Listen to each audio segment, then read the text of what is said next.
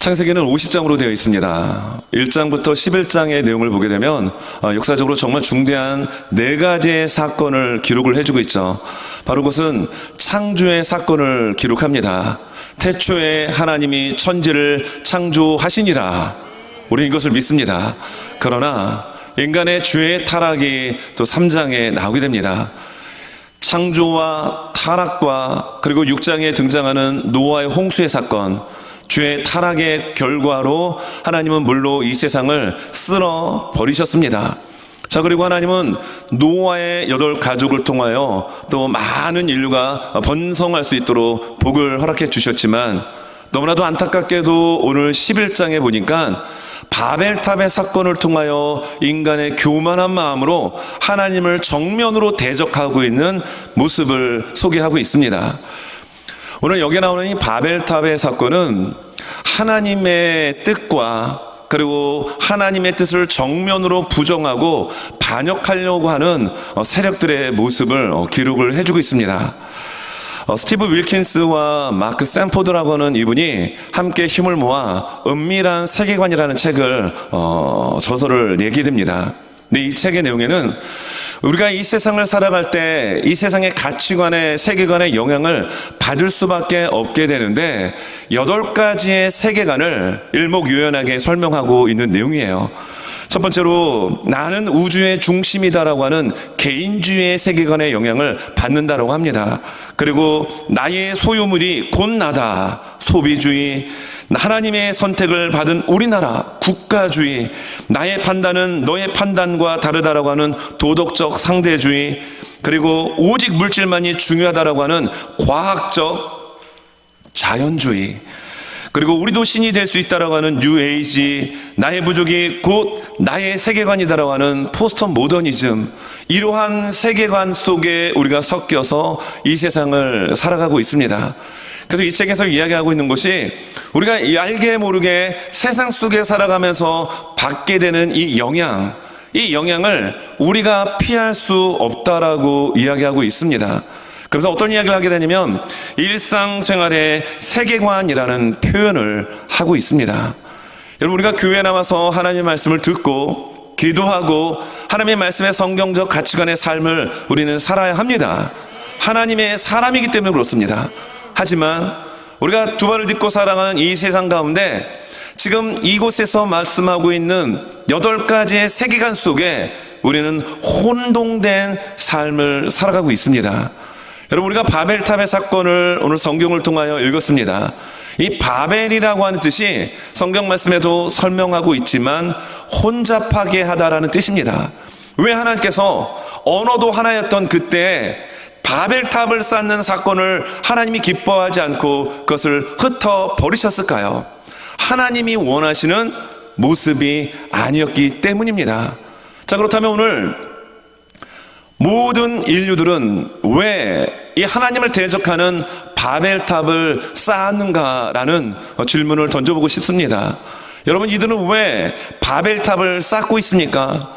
그리고 수많은 가치관이 난무하는 이 시대 가운데 하나님의 말씀을 따라야 되는 우리 또한 마찬가지로 세상에 잘못되어진 세계관과 가치관의 영향 아래 물들이며 살아가고 있는 우리 자신을 발견하며 주님의 십자가 앞에 온전히 하나님의 말씀으로 살아갈 수 있는 성경적 가치관의 사람, 하나님의 말씀의 가치관의 사람이 되게 도와주십시오라고 하며 우리 주의 말씀을 붙들 수 있는 저와 우리 모두가 되실 수 있기를 예수님의 이름으로 축원합니다.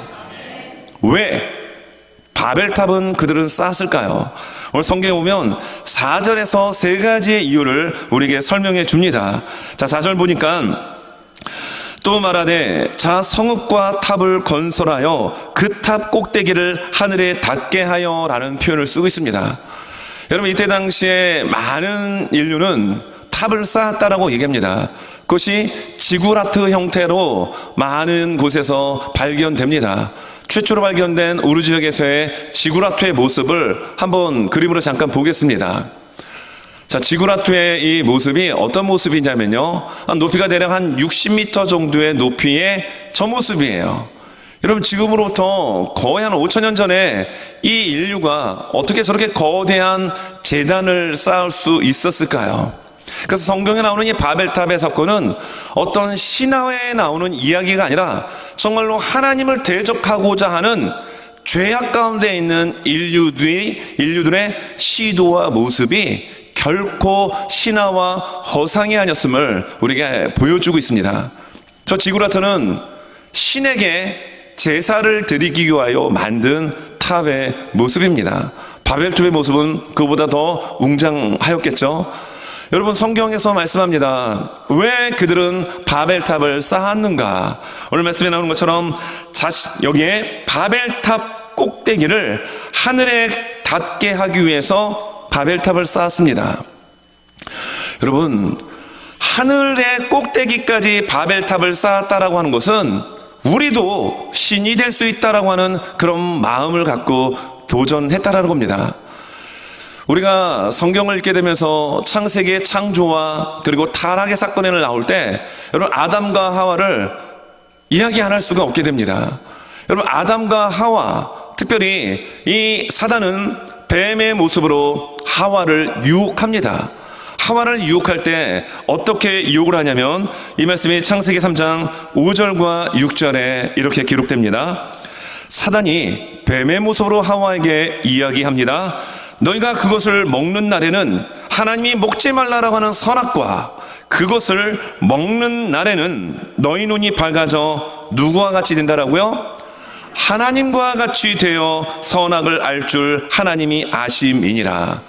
여러분, 사단은 교묘하게 하와의 그 마음을 건들기 시작합니다. 누구와 같이요? 하나님과 같이 되고자 하는 인간의 원초적 교만의 마음을 살짝 건드렸더니 어떤 현상이 일어납니까? 6절 말씀에 여자가 그 나무를 본즉 먹음직도 하고 보암직도 하고 지혜롭게 할 만큼 탐스럽기도 한 나무인지라. 여자가 그 열매를 따먹고 자기와 함께 있는 남편에게도 주매 그도 먹은지라라고 나옵니다. 여러분, 이 사단은 하와의 어떤 부분을 건드렸죠? 그의 마음속에 꿈틀거리고 있는 교만의 마음. 사단은 하나님을 찬양하는 천사였습니다. 그러나 하나님과 같아지고자 하는 마음을 품었을 때 그는 사단, 곧 마귀로 전락할 수밖에 없게 됩니다. 오늘 하와, 늘 보았던 선악과 나무, 그리고 하나님이 먹으라고 만드신 수많은 아름답고 맛있는 과일들이 넘쳐났던 그 에덴 동산 가운데 하나님과 같이라고 하는 말을 듣자마자 나무가, 열매가 달라 보였다라는 겁니다. 여러분, 바벨탑을 쌓는 그 동기가 어디 있었습니까? 우리가 이 탑을 쌓아서 하늘에까지 높게 쌓아보자. 물론 이들은 노아 홍수의 트라우마가 있었기 때문에 탑을 높게 쌓아서 하나님이 물로 심판을 한다 하더라도 우리는 생존할 수 있다. 그 살 수 있는 생존의 수단으로 이 거대한 탑을 하늘에까지 한번 닿도록 만들어보자라고 할 수도 있었습니다. 그러나 여러분, 하늘에까지 닿는다라는 이 표현은 하나님과 같이 되고자 하는 교만한 인간의 마음을 대변해 주고 있는 겁니다. 여러분, 그들은 왜 바벨탑을 쌓았을까요? 그것은 바로 두 번째, 4절에서도 말씀하고 있는 것처럼 우리 이름을 내고, 누구의 이름을 내기 위하여 바벨탑을 쌓았죠? 하나님의 영광의 이름을 높이기 위하여 바벨탑을 쌓았던 것이 아니라 우리 이름을 내자라고 하며 바벨탑을 쌓습니다. 여러분, 하나님께서 아담과 하와의 선악과 이후에 그의 가정에 가인과 아벨이라고 하는 두 아들을 주십니다. 그런데 이들이 장성하여서 하나님 앞에 예배를 드리는데 아벨은 하나님이 받으시는 예배를 드렸고 가인은 하나님이 기뻐하지 않는 예배를 드린 결과 하나님의 제사로부터 거절받게 됩니다. 그리고 이 가인이 동생 아벨을 돌로 쳐 죽입니다. 최초의 살인이요 살인자가 나오게 되죠. 그리고 이 가인이 떠나서 했던 일은 성을 쌓는 일이었습니다.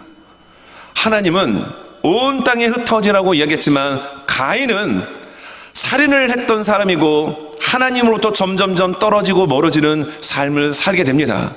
그리고 그 가인의 후손들이 노아의 홍수 가운데 다 전멸하게 됩니다. 하나님은 새롭게 인류를 시작하십니다. 노아의 세 아들 셈, 함, 야베. 그런데요, 정말 이 인간의 이 죄악이라고 하는 바이러스가 얼마나 무서웠던지, 하나님은 물로써 이 죄악이 관영한 것을 심판하셨는데, 쓸어버리셨는데, 노아의 세 아들 중에 함이 잘못된 길을 걷기 시작합니다. 그리고 그 함의 후손 가운데 여러분 어떤 일이 나오냐면 성을 쌓는 일을 그들이 하게 됩니다. 그리고 노아 홍수 이전의 말씀을 보게 되면 여러분 창세기 6장 4절과 5절 말씀에 성경은 이렇게 기록을 합니다. 노아 홍수가 있기 전 그 시대는 이 세상이 온통 죄악으로 뒤덮인 시대였습니다. 관영, 죄로 가득 찬 시대였습니다. 원어적 의미로는 썩어 문드러진 세상이 되었습니다. 근데 성경은 이렇게 말씀합니다. 창세기 6장 4절, 당시에 땅에는 네피림이 있었고 그 후에는 하나님의 아들들이 사람의 딸들에게로 들어와 자식을 낳았으니 그들은 용사라 고대 명성이 있는 사람들이었다라고 이야기합니다. 아주 키가 크고 장대한 거인들이었다라는 겁니다. 네피림은요. 자, 그런데 그들은 용사였고 명성이 있던 자였다라는 겁니다. 유명한 자였다라는 겁니다. 그런데 그렇게 장대한 네피림들이 창궐하고 많이 번성했던 그 시대에 세상은 어떻게 됐을까요? 여러분 성경의 진단은 이렇죠. 5절 말씀, 여호와께서 사람의 죄악이 세상에 가득함과 그의 마음으로 생각하는 모든 계획이 항상 악한 뿐을 보시고 사람 지으신 것을 하나님께서 한탄하셨습니다. 여러분 이런 용사들이 너무 많았던 그 시대, 그러나 그들은 자신의 이름을 드러내려고 했습니다. 세상은 점점 죄악으로 가득 차게 됩니다. 그런데 이들이 노아 홍수의 사건을 통하여 다 심판받게 됩니다. 다 죽었어요. 다 전멸됐습니다. 그런데요, 어떤 일들이 벌어지냐면 노아의 세 아들이 살아나게 됩니다. 근데 셈의 함의 아들이 그 중에 손자 니므롯이 나오게 되는데, 이 성경 말씀에 이렇게 성경은 이야기합니다. 자, 10절 말씀에 9절 말씀에 보면 그가 여호와 앞에서 용감한 사냥꾼이 되었으므로 속담에 이르기를 아무는 여호와 앞에 니므롯같이 용감한 사냥꾼이로다 하더라. 노아 홍수 이전에 네피림 용사들, 무명이 아닌 유명했던 이 사람들이 많아질수록 세상은 죄가 더욱 많아졌다라고 여러분 창세기 6장은 말씀하고 있죠. 그런데 함의 후손 중에 니므롯이라는 사람이 나오게 되는데요, 용사였습니다. 그리고 또 그가 무엇을 하냐면 성을 쌓습니다.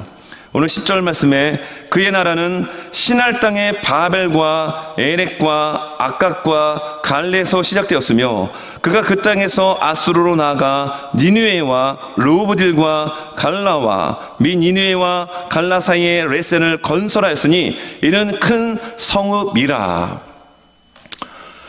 하나님의 말씀을 따르지 않았던 이 함의 후손 가운데 니므롯이 했던 일은요, 성읍과 성벽을 쌓는 일을 하게 됩니다.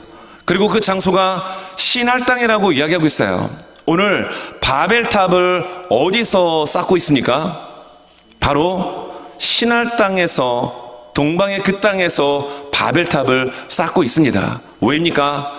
그들의 이름을 드러내기 위하여 바벨탑을 쌓았다고 성경은 말씀하고 있습니다. 또 세 번째, 왜 이들은 바벨탑을 쌓았습니까? 온 지면의 흩어짐을 면하기 위해서입니다. 에어컨을 좀 틀어야 될 것 같은데요. 여러분 덥지 않으신가요? 예, 덥다고 하시는 분들이 계십니다. 좀 에어컨을 조금 틀어주시면 좋을 것 같아요.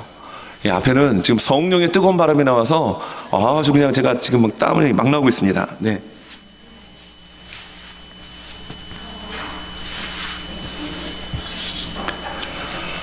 이쪽 오른쪽만 조금 틀어주시면 좋을 것 같아요. 네, 이 앞쪽에 조명이 굉장히 좀 강합니다. 굉장히 뜨겁기 때문에 성령의 뜨거운 은혜의 바람과 함께 조명이 비치니까 땀이 조금 나네요. 여러분들이 보실 때도 좀 불편해 보이실 것 같아서 제가 이제 말씀드렸습니다. 여러분, 여기에 세 번째, 왜 바벨탑을 쌓았습니까? 그것은 온 지면에 흩어짐을 면하기 위해서라고 오늘 4장 후반부에서 얘기합니다.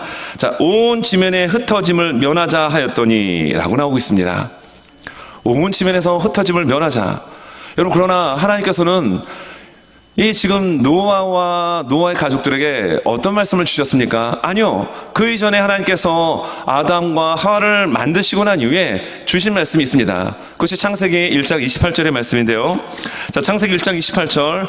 하나님이 그들에게 복을 주시며 하나님이 그들에게 이르시되 생육하고 번성하여 땅에 충만하라. 땅을 정복하라. 바다의 물고기와 하늘의 새와 땅에 움직이는 모든 생물을 다스리라 하시니라. 하나님께서 복을 주시며 말씀하셨습니다. 뭐라고 말씀하십니까? 생육하고 번성하고 정복하라는 얘기입니다. 한 곳에 모여있지 말고 흩어져서 이 땅을 정복하라라고 하는 축복의 메시지를 하나님은 창세기 1장에서 온 인류에게 주셨습니다. 자, 그리고 물로 이 세상은 심판을 당했습니다. 노아의 가족들을 향하여 하나님은 어떤 말씀을 여러분 하셨을까요? 창세기 9장 1절에서 이렇게 말씀하시는데요.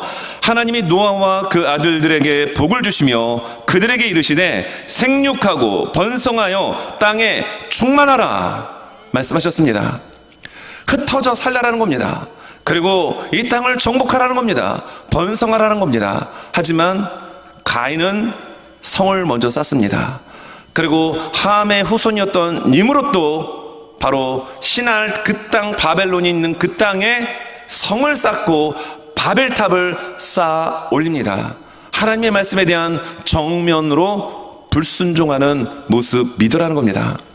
여러분, 이들이 왜 바벨탑을 쌓게 됩니까? 결국 이 세 가지를 한마디로 요약하자면 그들은 교만했기 때문입니다. 하나님께 대한 불순종의 불신앙의 모습이 있었기 때문에 바벨탑을 쌓을 수밖에 없게 된 겁니다. 여러분, 하나님은 다시는 내가 물로 세상을 심판하지 않겠다라고 말씀하셨고 그 증표로 무지개까지 보여주셨죠. 그러나 이들은 그 하나님에 대한 말씀에 대한 신뢰가 전혀 없게 된 겁니다. 여러분, 이들이 성경에 나오는 것처럼 바벨탑 꼭 이 하늘에까지 바벨탑을 닿게 하고자 하는 시도, 그리고 온 지면에 자신들의 이름을 드러내고자 하는 마음, 그리고 온 지면으로부터 흩어지는 것을 면하기 위하여 바벨탑을 쌓았던 이 시도는 바로 교만의 마음, 믿음 없는 불신앙의 모습으로 바벨탑은 쌓아지게 된 겁니다. 저는 오늘 이 말씀을 보면서 여기에 좀 초점을 맞춰 말씀을 전하려고 합니다. 여러분, 인간은 근본적으로 죄인입니다. 우리는 주님의 십자가 앞에 설 때마다 나의 죄인됨을 날마다 고백해야 합니다. 여러분, 아담과 하와로 시작했던 인류가 결국 이 땅 가운데 죄악이 넘치게 됐을 때 하나님은 사람을 만드신 것을 한탄하시고 물로 심판하셨죠. 노아와 노아의 가족으로부터 다시 한번 이 세상을 시작하시고자 하셨습니다. 하지만 성경은 우리에게 무엇을 말씀하고 있습니까? 그렇게 의인이었던 노아의 가족으로부터 시작했던 인류 또한 바벨탑을 쌓으며 하나님의 말씀에 정면으로 대적하고 불순종하는 죄인된 모습을 보여줍니다. 이게 인간의 모습이에요. 이게 저의 모습이고 이 시간 예배드리는 우리 모두의 모습입니다. 하나님이 우리를 붙잡아 주시지 않으면 우리는 죄악 가운데 널브러질 수밖에 없는 존재임을 고백해야 합니다. 그래서 오늘 성경의 말씀을 보게 되면 여기에 좀 초점을 맞춰 좀 말씀을 전하고자 하는데요. 우리 모두는 죄인임을 고백하면서 오늘 이들이 왜 바벨탑을 쌓을 수밖에 없었는지 먼저 2절 말씀을 보게 되면 이렇게 말씀이 나오죠. 자, 이에 그들이 동방으로 옮기다가 신할 평지를 만나 거기 거류하며, 신할 평지에 근거지를 두었던 사람들은 함의 후손 니므롯이었죠. 영혼을 사냥가는 영혼의 사냥꾼이었습니다. 영혼을 살리는 사람이 아니라 영혼을 사냥하는 영혼의 사냥꾼 함의 손자 니무롯이었습니다. 그가 신할 평지에서 성읍을 쌓았다라고 10장에서 말씀해 주고 있습니다. 그런데 여기에 이들이 어디로 옮기냐면 동방으로 옮겼다라고 나옵니다. 여기에 동방은 동쪽입니다. 성경에는 나오지는 않지만 유프라테스 강과 그 티그리스 강 사이에 있는 이 땅을 바벨론이라고 얘기합니다. 메소포타미아라고 이야기하는데 바로 그곳에 거대한 바벨탑을 쌓습니다. 왜 이들이 동쪽으로 가서 이렇게 바벨탑을 여러분 쌓았을까요? 인간은 죄에 대한 DNA, 죄에 대한 어떤 그 바이러스가 우리 안에 있기 때문에 본능적으로 하나님으로부터 멀리 떨어져고자 하는, 하나님으로부터 도주하고자 하는 죄의 속성이 누구에게나 존재합니다. 여러분, 선악과를 따먹었던 하와, 그리고 남편에게 주었을 때 그것을 덥석 받아먹었던 아담, 여러분 이들이 결국 하나님으로부터 떠나게 됩니다. 에덴 동산에서 쫓겨나게 되죠. 자, 성경 말씀을 보게 되면, 자, 창세기 3장 24절 말씀입니다. 창세기 3장 24절의 말씀. 자, 이 말씀 같이 우리 한번 스크린 보면서 읽겠습니다. 시작. 이같이 하나님이 그 사람을 쫓아내시고 에덴 동산 동쪽에 그룹들과 두루 도는 불칼을 두어 생명나무의 길을 지키게 하시니라. 여러분, 아담과 하와는 죄를 지었기 때문에 결국 에덴 동산으로부터 쫓겨나게 되는데 동쪽에 있는 곳에 천사로 하여금 칼을 들고 맞게 합니다. 이들이 쫓겨나서 동쪽으로 나가게 됐다라는 표현을 하고 있는 겁니다. 그리고 오늘 본문도 하나님을 대적하는 바벨탑을 동쪽에 그들이 근거지를 두고 탑을 쌓았다라고 이야기하고 있죠. 그리고 창세기 13장에 보게 되면 아브라함과 롯의 대화가 나옵니다. 아브라함이 네가 우하면 나는 좌할 것이고 네가 좌하면 나는 우할 것이다. 목초지에 대한, 땅에 대한 선택권을 조카 롯에게 양보하는 장면이 나와요. 이때 롯이 어떤 땅을 먼저 선점을 하게 되죠? 여러분, 이 말씀이 창세기 13장 11절 13절의 말씀인데요. 자, 이 말씀도 우리 한번 같이 앞에 스크린 보며 읽겠습니다. 시작. 그러므로 롯이 요단 온 지역을 택하고 동으로 옮기니 그들이 서로 떠난지라. 13절입니다. 시작. 소돔 사람은 여호와 앞에 악하며 큰 죄인이었더라. 넓은 땅들이 있었습니다. 그랬더니 롯이요, 삼촌, 제가 삼촌 따라와가지고 이렇게 사업도 잘 되고 지금 이렇게 가축들이 번성하고 있는데 이거 삼촌이 저에게 주신 은혜입니다. 제가 먼저 선택하라뇨. 삼촌이 먼저 선택하십시오 라고 하면 양보를 해야 되는데 이 롯이 어떻게 합니까? 좌하면 나는 우할 것이고 뭐 이렇게 얘기하니까 그래요 삼촌 땡큐 하고 좋은 땅을 먼저 찜하더라는 겁니다. 근데 어떤 땅을 찜하죠? 소알로부터 물이 흐르는 그 땅, 소돔과 고모라의 땅이었습니다. 그런데 오늘 성경의 말씀에 보면 어떤 표현을 하고 있죠? 요단 온 지역을 택하고 찜했습니다. 어디로 옮깁니까? 동으로 옮기니. 여러분, 그곳에 있었던 소돔과 고모라 사람들은 어떤 사람이었다라고 말씀하고 있죠? 13절에 나오는 것처럼 소돔 사람은 여호와 앞에 악하며 큰 죄인이었다라는 겁니다. 롯은 믿음을 따라 살아가기보다는 눈에 보기 좋은 것, 지금 세상에 온갖 가치관이 난무하는 하나님의 말씀, 진리의 말씀에 대적하는 가치관이 난무하는 이 혼돈된 세상을 살아가는 우리와 똑같은 시대를 어떻게 보면은 롯이 경험하게 됩니다. 그러나 그는 하나님의 말씀의 가치관에 입각하여 선택하지 않고 눈에 보기 좋은 땅을 찜합니다. 선택합니다. 선점합니다. 그러나 그 땅은 모든 인프라가 갖춰진 살기 좋은 곳인지는 몰라도 그곳에는 큰 죄인들이 살고 있는 땅이었습니다. 근데 이 땅이 어디 있습니까? 동쪽에 있었기에 동쪽으로 옮겨갑니다. 하나님으로부터 점점 멀어지고 하나님으로부터 점점 떨어지고 도주하려고 하는 인간의 죄성의 모습, 여러분 이것이 우리들의 모습 속에 있을 수 있다라는 거예요. 세상의 가치관 속에 난무하여 뭐 돈이면 다 된다라고 하는, 명예면 다 된다라고 하는, 뭐 사람에 의지하려고 하는 이런 우리들의 죄성의 모습에 연연하여 살아가다 보면 어느덧 하나님으로부터 멀리 떨어져 살아가는 죽어있는 종교인이 여러분 될 수 있다라는 거예요. 여러분 여기에 동쪽에 대한 표현은 하나님으로부터 점점 멀어지는 죄인의 모습을 우리에게 고발합니다. 그런데 놀랍게도 하나님께서 성막을 지으라고 명령하시죠. 그리고 그 성막 가운데 하나님이 함께 하신다고 말씀하십니다. 여러분 성막의 출입문이 어느 쪽에 있죠? 그렇습니다. 동쪽에 있습니다. 왜입니까? 떠나간 죄인들이 언제든지 들어올 수 있도록 동쪽에 문을 만들어 놓게 하십니다. 여러분 이 문은 예수 그리스도입니다. 이 문은 예수 그리스도입니다. 세상에 다른 그 어떤 것이 아니라 오직 예수 그리스도만이 구원의 문이 되십니다. 여러분 실제로 예수님께서는 요한복음 10장을 통하여 여러분 선한 목자의 비유를 통하여 말씀하십니다. 그것이 요한복음 10장 9절의 말씀이죠. 자, 이 말씀 우리 심차게 같이 한번 읽겠습니다. 시작.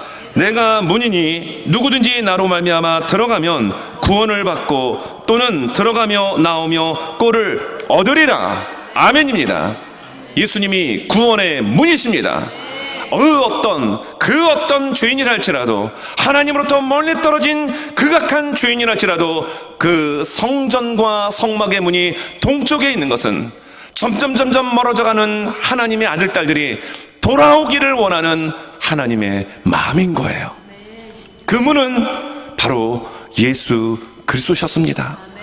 그러나 오늘 바벨탑을 쌓고 있는 이들은 끝까지 동쪽에 있는 그곳에 바벨탑을 쌓으며 자신의 이름과 하나님과 같아지려고 하는 하나님의 말씀을 정면으로 부정하고 대적하는 이 모습을 우리에게 보여줍니다. 여러분 하나님은 교만을 가장 싫어하십니다. 하나님은 교만을 가장 싫어하세요. 그래서 성경의 말씀에 오게 되면 말씀에 이렇게 나오는데요. 잠언 16장 5절 물은 마음이 교만한 자를 여호와께서 미워하시나니 피차 손을 잡을지라도 벌을 면하지 못하리라. 마음이 교만한 자 하나님 싫어하십니다. 그리고 이 말씀을 다시 한번 다른 잠언 6장 16절 17절에서 이렇게 말씀하는데요. 여호와께서 미워하시는 것 곧 그의 마음에 싫어하는 것이 67가지이니 자 하나님께서 싫어하시는 것이 한 7, 8개가 있다라고 이야기하면서 말씀하시기를 첫 번째 그것이 교만한 눈이라고 이야기합니다. 하나님이 싫어하시는 것이 있는데 그 중에 가장 싫어하시는 것은 교만입니다. 그리고 오늘 성경은 잠언에서 약간 의인화시켜서 교만한 눈이라고 이야기를 합니다. 여러분 사람은 사람과 대화를 나눌 때 여러분 느낌이 있어요. 참 이 사람이 정말 겸손한 사람인지 아니면 정말 자기만 하는 이기주의 교만한 사람인지를 느낄 수 있습니다. 대화를 해보면 알 수가 있습니다. 그러나 이 시대에 존재했던 모든 이들은 하나님께 정면으로 대적하는 교만한 모습을 보여주고 있단 말입니다. 여러분 우리가 이 세상을 살아갈 때 여러분 우리 안에 죄가 있지만 우리가 예수 그리스도로 인하여 예수 그리스도의 보혈로 인하여 회개하고 나가면 정결하게 변화될 수 있는 은혜를 우리는 얻습니다. 그러기에 교만한 마음이 우리 안에 꿈틀꿈틀 거릴 때마다 여러분 그것을 말씀으로 제거하고 하나님의 성령으로 체험받아 겸손의 마음으로 바꿀 수 있는 우리들이 되어야 합니다. 저는 참 감사하게도 눈이 좀 처졌어요. 예. 그래서 이렇게 보면은 그냥 이렇게 여러분 눈이 처진 사람하고 눈이 이렇게 올라간 사람하고 놓고 볼 때 이건 예를 드는 겁니다. 예, 예를 드는 거예요. 처진 사람이 선해 보입니까? 올라간 사람이 선해 보입니까? 보통 눈이 처진 사람들이 좀 선해 보여요. 눈이 처졌다고 다 착한 것은 아닙니다. 예수 잘 믿어야 합니다. 예수가 내 안에 왕이 되시고 주인이 된 사람이 겸손할 수가 있겠죠. 저는 참 감사하게도 눈도 작은 데다가 눈이 쳐져 있어서 참 하나님께 땡큐 감사합니다. 여러분, 하나님이 싫어하시는 것 첫 번째를 이야기할 때 교만한 눈이라고 이야기합니다. 여러분, 사람을 바라볼 때 교만한 마음을 품고 상대를 한 수 아래로 줬고 보는 분들이 계십니까? 회개해야 합니다. 하나님의 형상으로 만들어진 우리의 지체, 우리의 믿음의 성도, 믿음의 가족들, 연약한 모습들이 있을 때 오히려 손잡아주고 세워줄 수 있는 교만이 아닌 겸손의 모습이 여러분 우리 안에 있어야 합니다. 오늘 이 바벨탑의 사건을 통해서 끊임없이 새롭게 시작하시고자 하나님은 노아의 홍수로 세상을 쓸어버렸지만 여전히 그들 안에 침투되어 있는 죄의 바이러스가 작동하더라는 겁니다. 그리고 그 죄는 눈으로 볼 수 있도록 바벨탑을 쌓아갑니다. 얼마나 교만한 모습인가요? 그래서 오늘 창세기 11장은 또 다른 한 면을 우리에게 보여주는데, 오늘 성경 말씀에 보게 되면 11장 10절부터 셈의 족보는 이러하니라고 하면서 셈의 족보가 쭉 이야기가 됩니다. 셈의 족보와 창세기 5장의 이 족보를 보게 되면 큰 차이점이 하나 나옵니다. 그것은 수명이 급격하게 줄어들었다라는 겁니다. 창세기 5장에 보면 아브라함으로부터 시작된 족보가 나오는데 그는 930세를 삽니다. 여러분들 만약에 930세를 산다면 어떨까요? 그것이 축복일까요? 아니면 저주일까요? 저주라는 얘기가 많이 나오시는 거 보니까 여러분 빨리 천국 가고 싶으신가 봐요. 우리 예수님 계신 천국 빨리 가고 싶으신가 봅니다. 아브라함이 930세를 하고요, 10대 손 노아까지 살게 되는데, 이때 평균 수명을 제가 전자계산기로 한번 찍어보니까요, 평균 수명이 857.5세입니다. 이때는요 보통 900세 가깝게 살았습니다.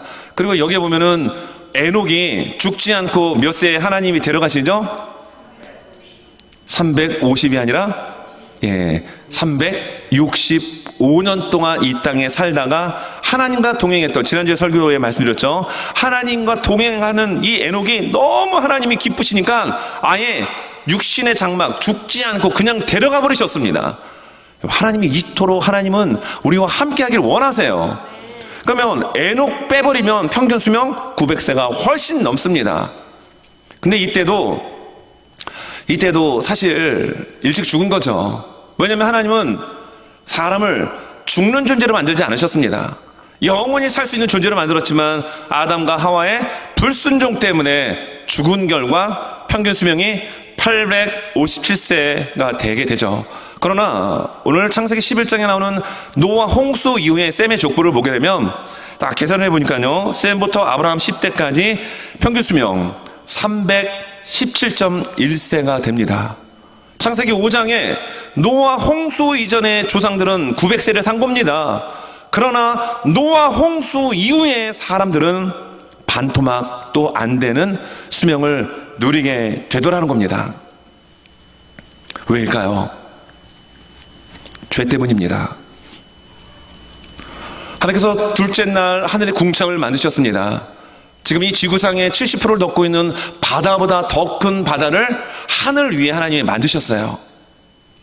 그래서 우주로부터 날아오는 각종 해악한, 우리에게 해가 되는 이러한 것들을 다 차단하게끔 만들어 주셨습니다. 그래서 사람이 오래 살 수 있었던 겁니다. 그것이 창세기 5장의 모습들이었죠. 그러나 노아 홍수를 하나님께서 왜 이 땅 가운데 허락하셨습니까?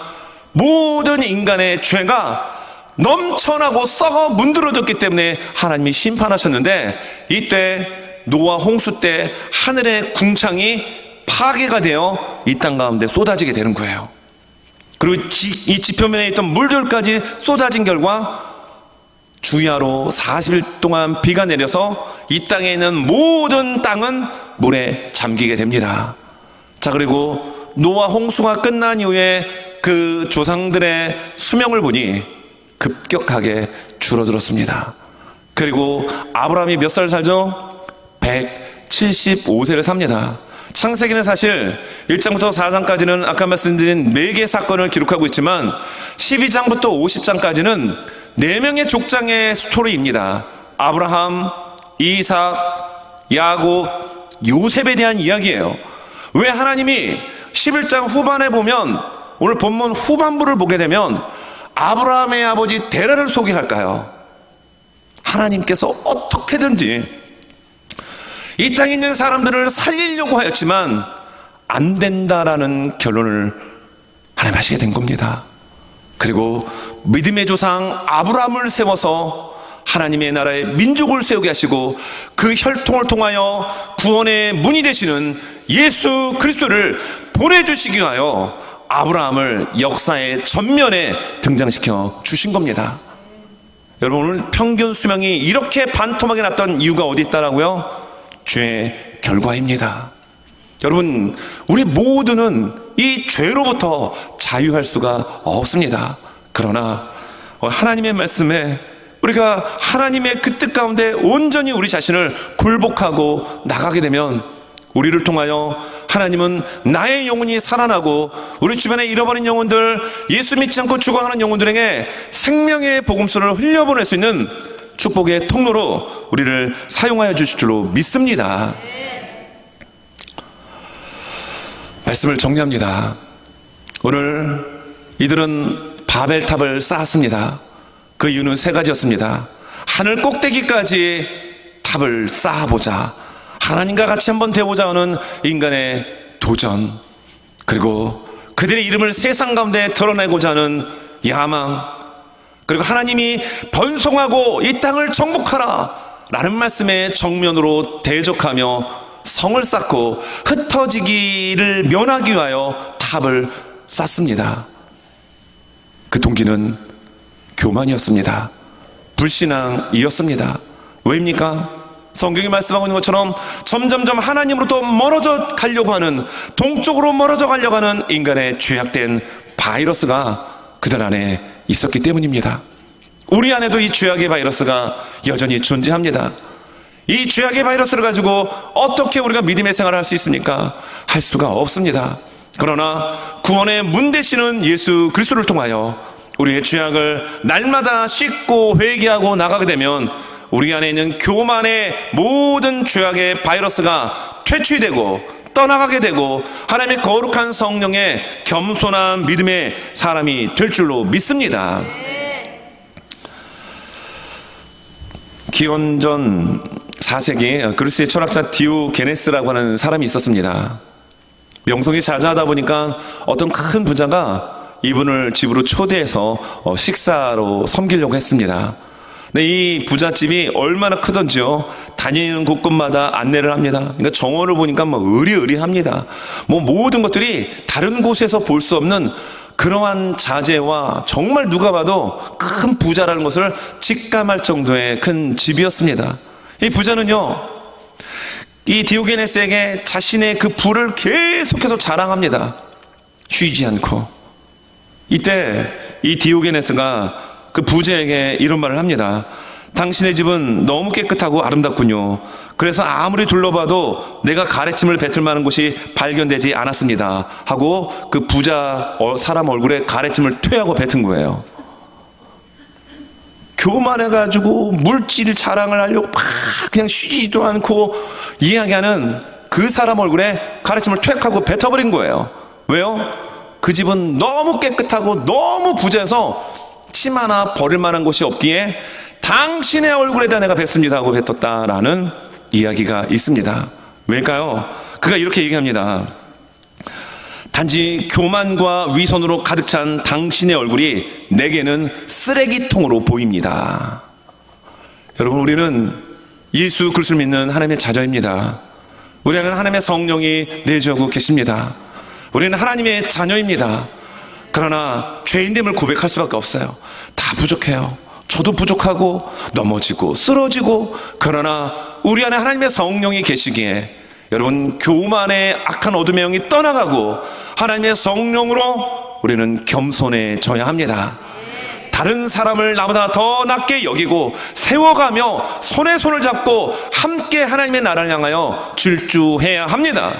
하나님을 대적하기 위한 바벨탑을 쌓는 일에 협동하고 힘을 모으는 것이 아닌 진정 하나님이 기뻐하시는 그 일 가운데 힘을 모아 겸손하게 상대를 세우고 나아갈 수 있는 저와 우리 모두가 될 수 있기를 간절히 원합니다.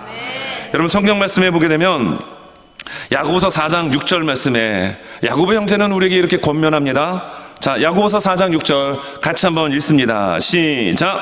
그러나 더욱 큰 은혜를 주시나니 그러므로 일러스되 하나님이 교만한 자를 물리치시고 겸손한 자에게 은혜를 주신다 하였느니라.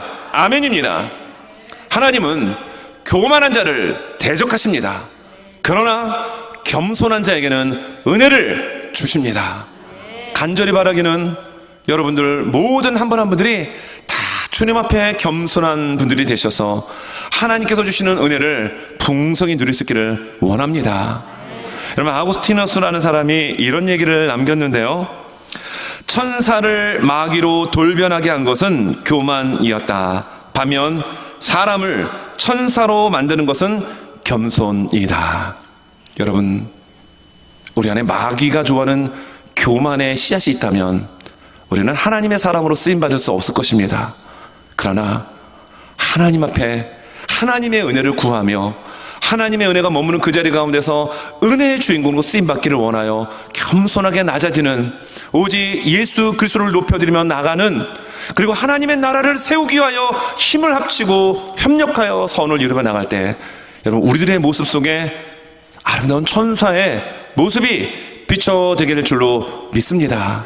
오늘 이번 한 주를 살아가면서 내 이름과 교만의 바벨탑을 쌓는 모습이 아닌 오직 하나님의 나라를 위하고 겸손한 모습 가운데 하나님의 영의 인도함 가운데 쓰임받는 저와 우리 모두가 되실 수 있기를 예수님의 이름으로 축원합니다.